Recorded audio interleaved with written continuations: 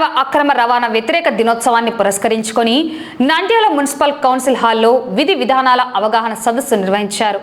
జిల్లా legal services authority, జిల్లా child protection unit సంయుక్త ఆధ్వర్యంలో జరిగిన ఈ కార్యక్రమానికి కర్నూలు జిల్లా legal cell authority secretary judge Leela Venkata Seshadri ముఖ్య అతిథిగా హాజరయ్యారు. నంద్యాల మున్సిపల్ కౌన్సిల్ హాల్లో నిర్వహించిన ఈ కార్యక్రమంలో పలువురు అధికారులు పాల్గొన్నారు. భారతదేశంలో మానవ అక్రమ రవాణా నిరోధానికి రాజ్యాంగంతో పాటు భారతీయ న్యాయ సంహిత బిఎన్ఎస్, ఫోక్సో చట్టం, జువెనల్ జస్టిస్ చట్టాల్లోని కీలక నిబంధనలను అధికారులు వివరించారు. పోలీసులు, కార్మిక శాఖ, న్యాయ వ్యవస్థ, రైల్వేస్ మరియు స్థానిక సంస్థలు సమన్వయంతో పనిచేస్తూ మానవ అక్రమ రవాణాను అరికట్టాలని జడ్జి లీలా వెంకట శేషాద్రి పిలుపునిచ్చారు. చట్టాలతో పాటు సమాజ భాగస్వామ్యం ఉంటేనే ఈ నేరాన్ని సమర్థవంతంగా అరికట్టవచ్చని అధికారులు పేర్కొన్నారు. ఈ కార్యక్రమంలో నంద్యాల మహిళా police station CI Gautami, assistant legal cell council Sulochana, జిల్లా చైల్డ్ వెల్ఫేర్ ఆఫీసర్ స్వప్నతో పాటు ఇతర సంబంధిత శాఖల అధికారులు పాల్గొన్నారు.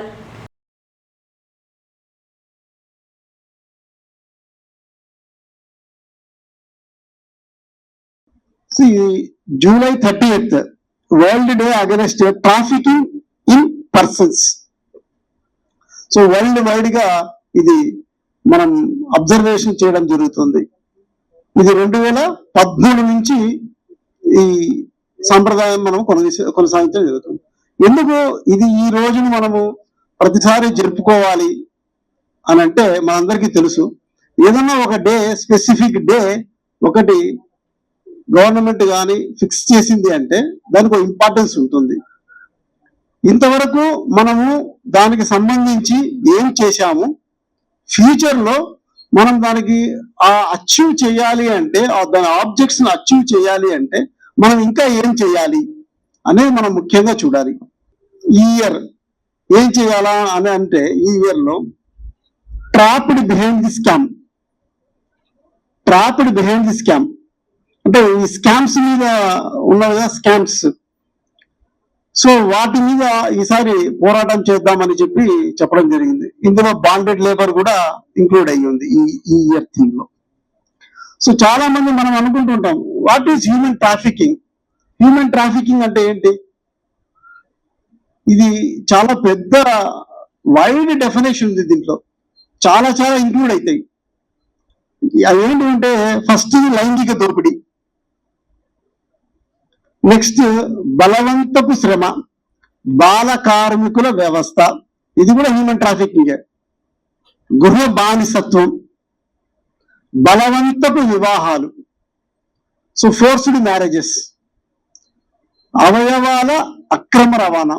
మనం చూస్తుంటాం హ్యూమన్ ఆర్గాన్స్ ట్రాన్స్ప్లాంటేషన్ లో మనము డబ్బులు ప్రలోభ పెట్టి అది చేసి వాళ్ళని ఏ విధంగా మార్పులు చేసుకునేదానికి చూస్తూ ఉంటారు.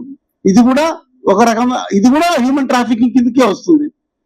నెక్స్ట్ బిచ్చగాళ్ళుగా వినియోగించడం, ఇది begging is a big problem. చాలా మంది దీన్ని, అంటే బెగ్గింగ్ బయటికి పోతే మనం చూస్తే ఎక్కడెక్కడైనా దీని వెనకాల ఒక పెద్ద నెట్వర్కే ఉంటుంది. సో ఇది కూడా ఒక పెద్ద నెట్వర్క్ తో రన్ అవుతున్న ట్రాఫికింగ్. నెక్స్ట్ ఆన్లైన్ మోసాలు అండ్ సైబర్ దోపిడీలు. ఇప్పుడు ఆన్లైన్ మోసాలు మనం ఎక్కడ చూసినా ఈ ఎంప్లాయ్మెంట్ కింద ఎన్నో చూస్తున్నాం. సైబర్ దోపిడీలు అంటే నేను ఎందుకు చెప్తున్నానంటే, అవేర్నెస్ అనేది ఉండాలి. మన అందరికి కూడా ఉద్యోగము, గవర్నమెంట్ ఉద్యోగము అది వస్తుందంటే ఎవరికైనా కొంచెం ఇదే ఉంటుంది, యాంగ్జైటీ ఎక్కువ ఉంటుంది. అరే మనం ఇవ్వకపోతే ఎక్కడికి పోతే ఎవరన్నా వచ్చి కాంపిటీషన్ వస్తారే అని ఉంటుంది. అట్ ది సేమ్ టైం మనం ప్రొసీజర్ కూడా చూసుకోవాలి. ప్రొసీజర్ ఎలా ఫాలో అవ్వాలి, ఏ విధంగా మనం న్యాయబద్ధంగా పోతున్నామా, అక్రమ మార్గంలో పోతున్నామా అనేది మనం చూసుకోవాలి. ఈరోజు July 30th world against human trafficking day, అంటే ప్రపంచ మానవ అక్రమ రవాణా వ్యతిరేక దినోత్సవం జరుపుకుంటున్నాం. దీనిపైన ఈ జరుపుకోవడం వల్ల ఏంటంటే సొసైటీలో ఒక అవేర్నెస్ వస్తుంది. అసలు అక్రమ రవాణా అనేది, మనుషుల అక్రమ రవాణా అనేది చాలా మంది తెలియదు. అది ఒక సంప్రదాయం ఉంది, ఒక దుష్ట సంప్రదాయం ఉంది అనేది చాలా మంది తెలియదు. కాబట్టి ఈ రోజున ఈ కార్యక్రమం నిర్వహించుకోవడం వల్ల మనకు చాలా మంది సొసైటీలో చాలా వరకు అవేర్నెస్ వస్తుందని చెప్పి ఈ సందర్భంగా ఈ కార్యక్రమం నిర్వహించడం జరుగుతుంది. సో ముఖ్యంగా అక్రమ రవాణా అంటే ఏంటి? ఏంటి అక్రమ రవాణా అంటే? మనుషుల అక్రమ రవాణా. మనం వస్తువుల అక్రమ రవాణా చూసాం, మళ్ళీ మనుషుల అక్రమ రవాణా జరుగుతుంది అంటే జరుగుతుంది. ఏ విధంగా జరుగుతుంది అంటే, ఎవరు బాధితులు, ఎవరు చేసేవారు, ఎవరు ఏ పర్పస్ మీద చేస్తున్నారు ఈ మనుషుల అక్రమ రవాణా అనే గురించి మనం మాట్లాడుతున్నాం. సింపుల్గా మనుషుల అక్రమ రవాణా అనేది ఒక సమాజంలో ఒక పీడ సంప్రదాయం. ఇది చాలా వరకు ఎక్కువ సిటీలో జరుగుతుంది, పల్లెల్లో కూడా జరుగుతుంది, కానీ మనకు తెలియట్లేదు, చాలా వరకు తెలియట్లేదు. ఏ విధంగా జరుగుతుందంటే బాలికలను, స్త్రీలను, లేదంటే కొంతమంది మగవారిని కూడా కొంతమంది ట్రాఫికర్స్ అంటే ట్రాఫికింగ్ చేసేవాళ్ళని, అక్రమ రవాణా చేసేవాళ్ళని ట్రాఫికర్స్ అంటారన్నమాట.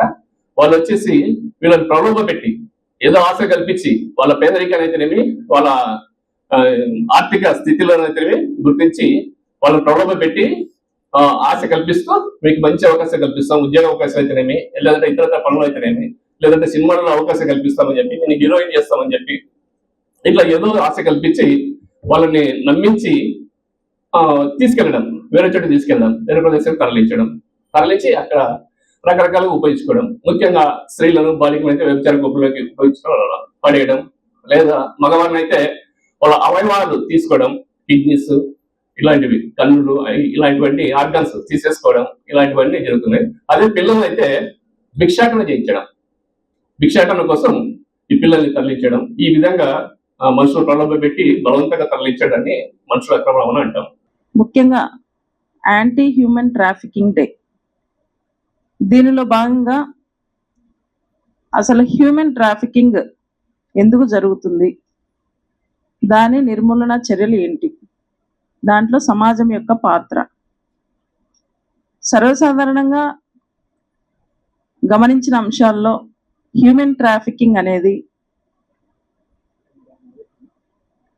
నిరక్షరాస్యత, పేదరికము,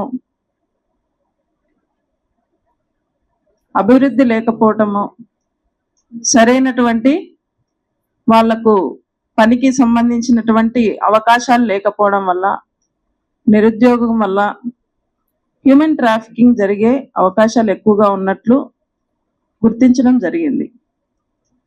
హ్యూమన్ ట్రాఫికింగ్లో ముఖ్యంగా మనకు చైల్డ్ లేబర్, వాళ్ళను స్లేవరీగా వాడుకోవడము, ఆర్గాన్ వీటిని రిమూవ్ చేసి వాటిని బిజినెస్ చేయడం, అండ్ సెక్సువల్ ఎక్స్ప్లాయిటేషన్, ఇవి ముఖ్య అంశాలుగా గుర్తించడం జరిగింది. ఇందులో ఎవరైతే హ్యూమన్ ట్రాఫికింగ్ కు బలవుతారో వాళ్లకు వాళ్ళ పనికి సంబంధించిన వేతనానికి కానీ, వాళ్ళ పనికి సంబంధించిన స్వేచ్ఛ కానీ ఉండకపోవడం వల్ల దాన్ని మనం అందరం కూడా హ్యూమన్ ట్రాఫికింగ్ గా గుర్తించడం జరిగింది. సో దీన్ని నిర్మూలించే దాంట్లో భాగంగా మనకు 1956లో immoral trafficking act, prevention trafficking act అనే దాన్ని ఏర్పాటు చేయడం కూడా జరిగింది. ఎన్ని చట్టాలు వచ్చినప్పటికీ కూడా సమాజపు చివరి అంచులో, అంటే కామన్ పబ్లిక్ మన చట్టాల గురించి తెలిసేంత వరకు ఈ నేరాలు అనేది ఆగడం కష్టం. దాంట్లో భాగంగానే జిల్లా అధికారులు, మన గౌరవనీయులైన జడ్జి గారు ఈరోజు జిల్లాలో ఉన్నటువంటి ఇతర అధికారులకు సమావేశాన్ని ఏర్పాటు చేయడం జరిగింది. మీరందరూ కూడా ఈ యాంటీ హ్యూమన్ ట్రాఫికింగ్లో ఉన్నటువంటి అంశాలు, ముఖ్య విషయాలను మీ ద్వారా పల్లెలో మారుమూల ప్రాంతాలకు వెళ్ళేటట్లు అవగాహన కార్యక్రమాలు ఏర్పాటు చేసి వాటి నిర్మూలనలో మీ వంతు సాయం చేయాల్సిందిగా ఈ సభాముఖంగా కోరుకుంటున్నాను.